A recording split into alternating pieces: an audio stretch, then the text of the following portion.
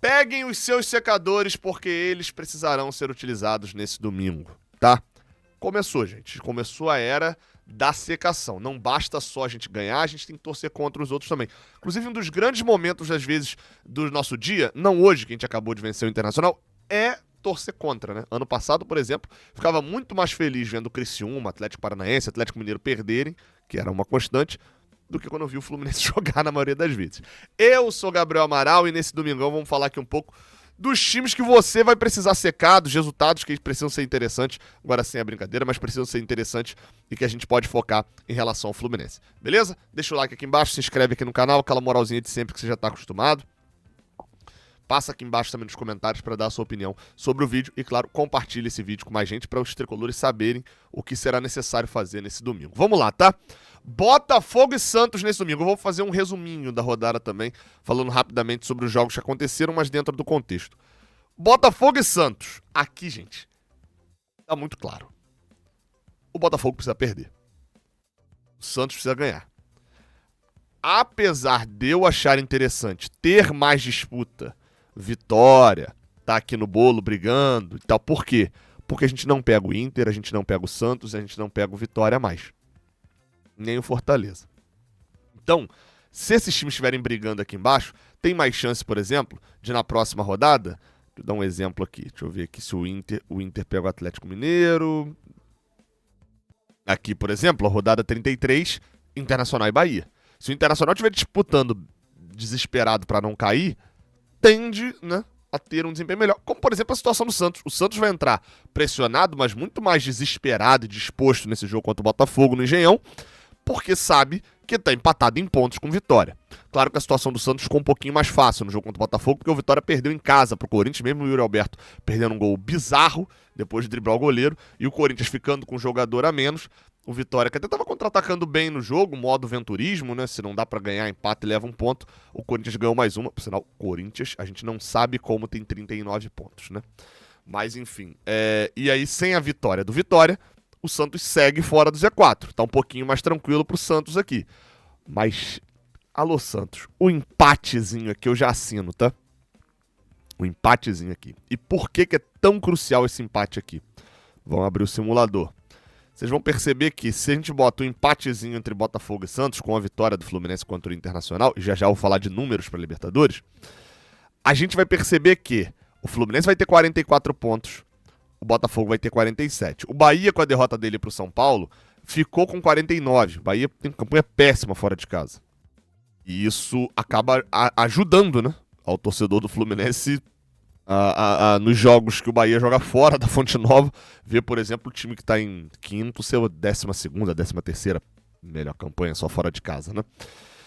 Então, essa derrota ajudou a gente, deu uma segurada no Bahia. A gente está a 5 pontos deles. Só que, neste meio de semana, ó, considerando o empate ali do Botafogo, tem o jogo atrasado do Fluminense. Faltam 3 jogos atrasados só a serem feitos, que é Santos e Palmeiras, vai ser no dia 15 de novembro. Sport Flamengo vai ser no dia 15 de novembro.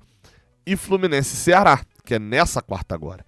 Então isso quer dizer que se o Botafogo empatar, pelo menos com o Santos, pode perder e seria o ideal. Se ele empatar, o Fluminense com uma vitória simples contra o Ceará, ultrapassa o Botafogo.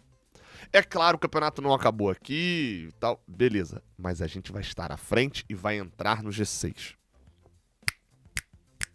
Anos que a gente não entra no G6, parece que tem. Mas, enfim, há muito tempo que a gente não habita o G6 sem ser primeira rodada, segunda rodada. A gente foi pro Mundial dentro do G6, né? Depois daquelas 4 derrotas no Brasileirão seguidas. A gente acabou saindo do G6, mas voltar agora, faltando 8 rodadas, e o Botafogo, se não tiver ganhado do Santos, comprovando uma queda gigantesca no desempenho, aí, meu amigo, aí é lindo. Porque a gente entra, e lembrando, tá empatado aqui, mas a gente tem mais vitórias do que o Botafogo, por exemplo. 47 pontos, mas tem 14 vitórias, o Botafogo só tem 13. E a gente fica a 2 pontos do Bahia. Lembrando que a gente ainda tem um confronto direto contra o Bahia, tá? Vamos lá. Grêmio e Juventude. Este jogo você deve se concentrar em absolutamente nada. Não interfere em nada na nossa vida hoje. Grêmio e Juventude estão na parte de baixo da tabela. São dois times que não vão enfrentar adversários nossos ali, que, pô, talvez seja interessante dar uma sobrevida pro Juventude, faz o Juventude ganhar um jogo, que aí na próxima rodada ele pega o Botafogo, então ele vai ter uma... Não tem nada disso. Ninguém pega adversário nosso, então o Grêmio e Juventude a gente esquece, né? Ignora. Agora em Red Bull e Vasco, sim, a gente precisa ficar de olho, cara. A gente sabe. E aqui, não só pela rivalidade. Assim como o do Botafogo não é só pela rivalidade, tá? É óbvio que eu sempre quero ver o Botafogo perdendo. Mas nesse caso é porque o Botafogo tá brigando diretamente com o Fluminense. E o Vasco também. O Vasco tem 5 pontos a menos que o Fluminense com o mesmo número de rodadas. Beleza. Mas, gente, vamos lá. Quando o Fernando Diniz, você pode amar, você pode ser dinizista, ter tatuagem dele. Ou você pode odiar, dizer que o Diniz, ele é o pior treinador da história do Fluminense, é um arrogante, burro e tal.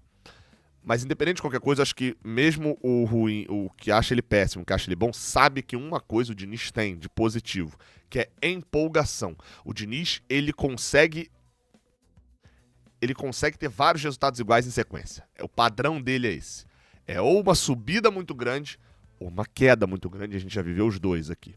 E neste momento o Vasco está no famoso viés de alta. Se o Vasco ganha esse jogo, fora de casa contra o Red Bull, vai a 42 pontos. O Fluminense, e aí eu volto aqui, não sei se o Vasco vai ao G6. O Vasco vai estar sem o Ryan, inclusive, no jogo. Não sei se vai ter fôlego para isso.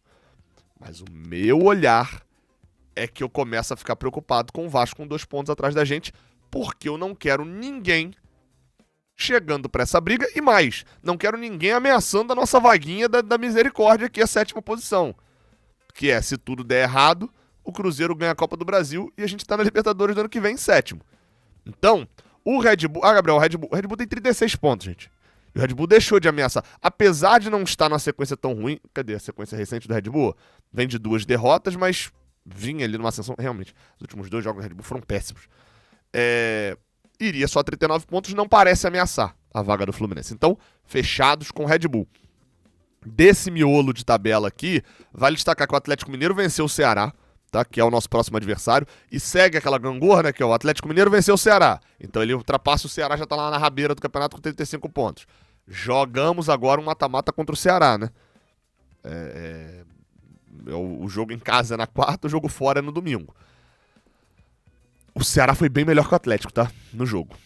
Esse é o lado ruim, mas muito melhor. O Atlético abriu o placar com 23, 24 segundos de jogo.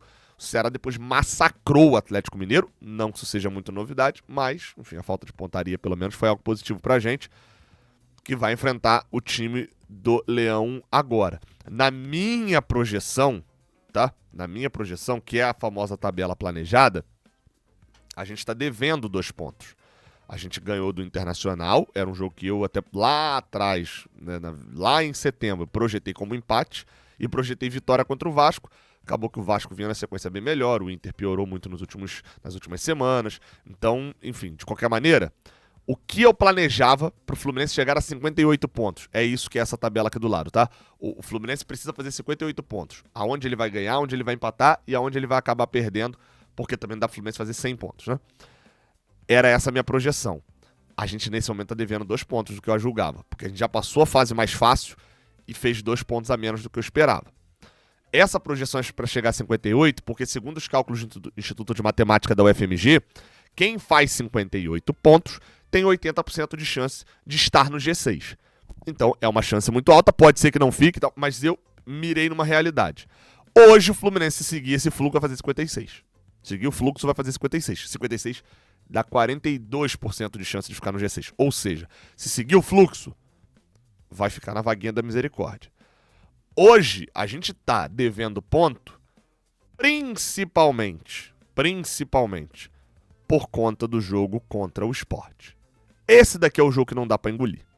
Porque o jogo do Corinthians a gente recuperou contra o Botafogo, o jogo do do Vasco a gente recuperou contra o Inter, beleza? Mas o jogo contra o Sport, a gente tá devendo 2 pontos e a gente largou 2 pontos lá na Ilha do Retiro, coisa que o Mirassol não fez, né?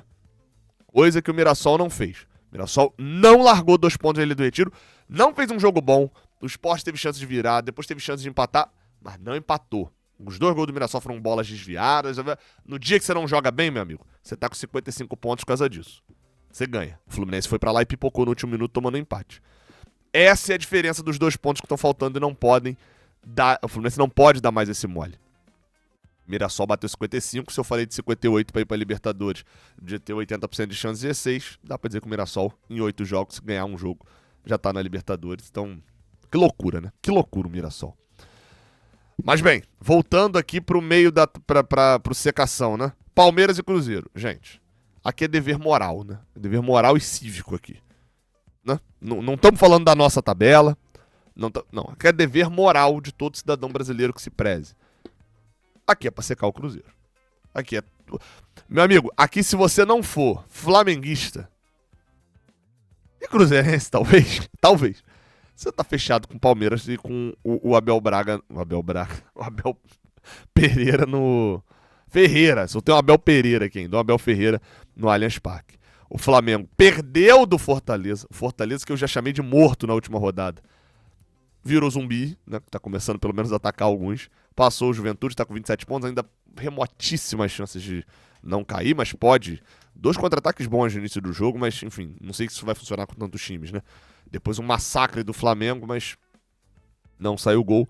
Fortaleza ganhou do Flamengo. E com essa derrota, se o Palmeiras ganhar o Cruzeiro, o Palmeiras volta a estar 4 pontos à frente. Porque vai estar 3 pontos, mas vai ter vitória a mais. Então, enfim, e não tem mais confronto direto, né? Então, lindo seria uma vitória do Palmeiras aqui. Então, seu dever cívico do domingo é pelo menos um empate no Botafogo e Santos, mas prioridade para a vitória do Santos. Ignorar solenemente Grêmio e Juventude, que é no mesmo horário do Botafogo e Santos. Às 6h30, ligar a sua TV para secar o Vasco, e aí aqui eu fico com vitória do Red Bull, depois o empate, uma vitória do Red Bull, e por último, vitória do Palmeiras contra o Cruzeiro. O único resultado que eu não falei direito aqui foi essa vitória do São Paulo contra o Bahia. Você pode até ter ficado levemente assustado aqui nos 41 pontos do São Paulo. O Luciano fez um gol e deu uma assistência absurda, 100 gols. O Luciano, ele é muito maior do que o torcedor do Fluminense vê ele, né? É bizarro, ou vê. Agora, o São Paulo ainda não me assusta. Acho que o São Paulo não tem tanta regularidade. Pode ser que, né, atrapalhe a nossa vida, pode ser. Fechando o simulador aqui, deixa eu voltar para a 30ª rodada. Para fechar o que seria a rodada perfeita, aqui eu vou botar um solene empate, ninguém ligando. Vou botar uma vitória do Red Bull contra o Vasco e uma vitória do Palmeiras contra o Cruzeiro. Essa daqui seria a tabela perfeita, ou pelo menos a mais perfeita ali, mais perto da perfeição, no olhar do tricolor, tá? A gente abriria, isso vencendo o Ceará na quarta, né? A gente abriria 6 pontos do 8º colocado, estaria dentro do G6 e olharia para a rodada do final de semana com o Botafogo indo visitar o Mirassol, talvez um dos jogos mais difíceis desse Campeonato Brasileiro. O Bahia em casa, recebendo o Red Bull, provavelmente tendo um resultado positivo, um triunfo, como eles dizem, e a gente indo visitar o Ceará. Grandes possibilidades da gente fazer, na pior das hipóteses, o mesmo resultado do Botafogo. Daria uma tranquilidade. E detalhe, tá? O São Paulo indo visitar o Vasco, provavelmente, se Deus quiser, com o tropeço do Vasco, trocando pontos aqui. Ainda que o Vasco ganhe do São Paulo, chegaria a 42 e a gente teria 47. Poderia ir, por exemplo, para um empate aqui contra o Ceará. Vamos dizer que o Mirassol ganha o Botafogo e que o Bahia ganha o Red Bull. Ficaria mais ou menos assim, essa parte mais alta da tabela. Corinthians aqui. O Corinthians ganha o Grêmio. Bota aí o Corinthians sem saber como, também ganhando mais um jogo. Ficaria mais ou menos assim a tabela da próxima rodada.